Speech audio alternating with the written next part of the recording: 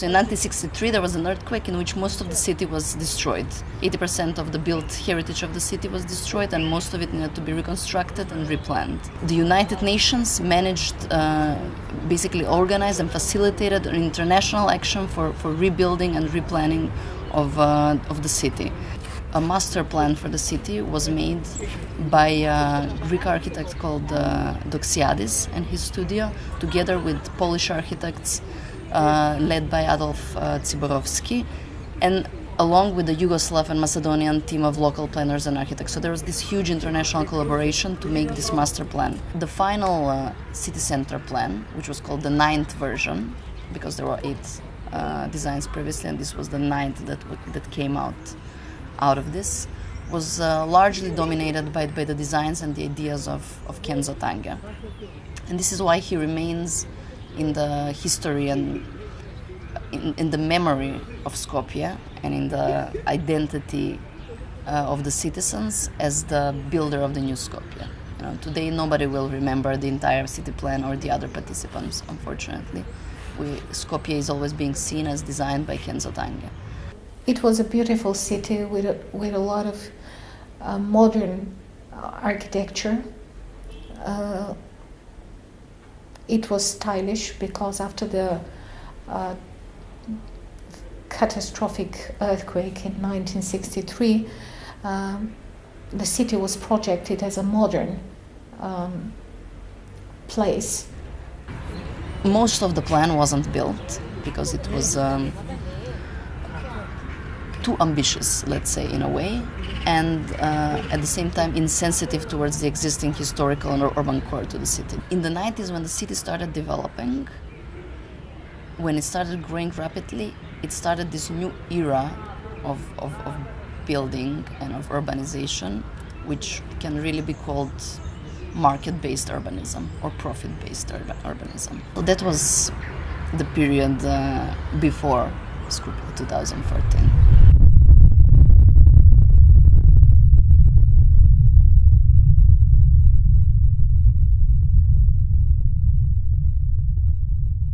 This project was not even announced in the ruling party program.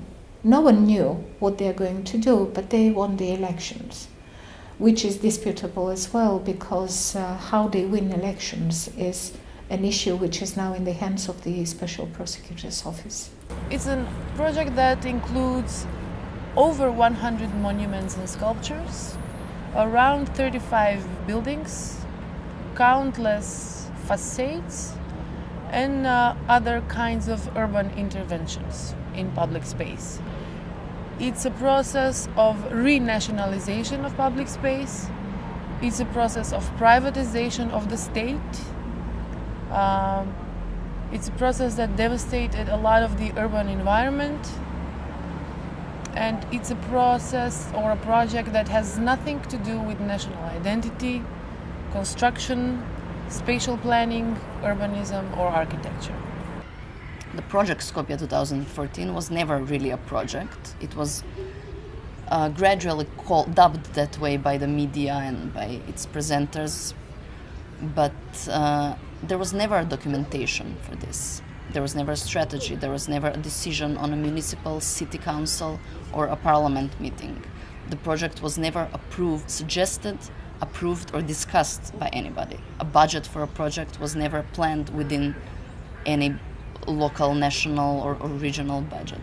So basically, the project came out of nowhere, took everybody by surprise, and was presented to the public through a 3D visualization, a render video, a CGI video that lasted 6 minutes, that was called Visualization of the Center of Skopje in 2014.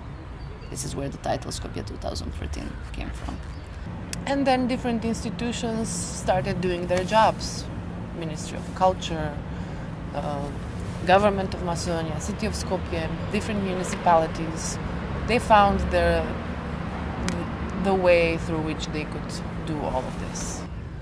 Nobody took it seriously because it was too big, too out of nowhere, too unreasonable on so many scales. It was an architectural blasphemy that we took only as a mockery. but we were wrong. It started probably like a small idea, but then they saw a perfect way to feed the nationalism and in the same time to launder a lot of money. In terms of building or construction works, there are a few companies who were involved in this project. But those who actually got the public procurement contracts happened to be close to the ruling establishment. Is worth 5 to 10 times more than it was projected before. It's worth €500 million or more. How you will measure how much really it costs? You know, if it is 200,000 euros or it is 500,000 euros. How you can measure the artistic work? This cup cannot be valued more than 2-3 euros, maybe 5 euros. We cannot really gain extra money when we procure 1,000 cups like this. We can, to a certain extent, but it's still a thing that has its own market value. For monuments, there is no market value. One monument, and that's the artistic value. So for the government, it's easy to say, yes, we paid a lot for this monument, but that's an artistic thing. Maybe the material value of that monument is 100,000 euros, but the artistic value is 2 million. They call it Baroque now, which is an embarrassment to architectural history to even say. It's a mixture of different historical elements that lack any logic. You know, you will go and you will see columns that end in nothing, doors that do not correspond with the windows. Any basic proportion, any basic rules that were to be found in Baroque, in Classicism, in any of the eras that they're quoting, are not to be found in these buildings. Unfortunately, most of the people, they don't think about aesthetic. So they're passive. And of course, ornamentics, when you have something which is ornamented, it is more likable for the majority. It is always like that. Skopje 2014 is the biggest scam someone has done on the Macedonian people.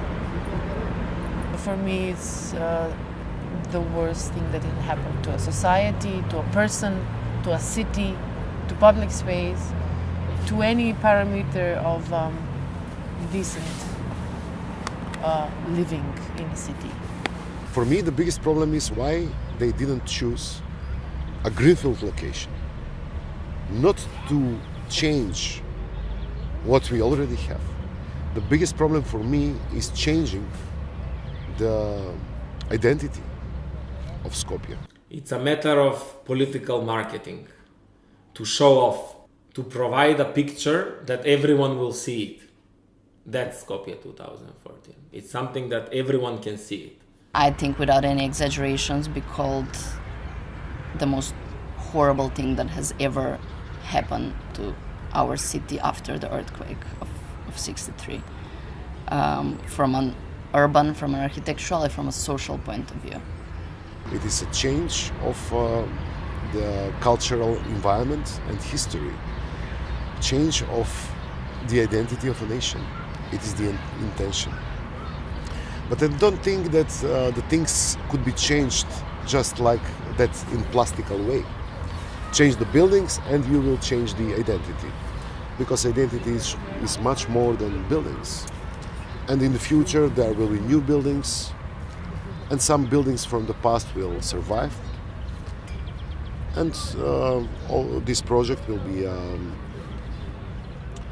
something like a mark of the time that we live now.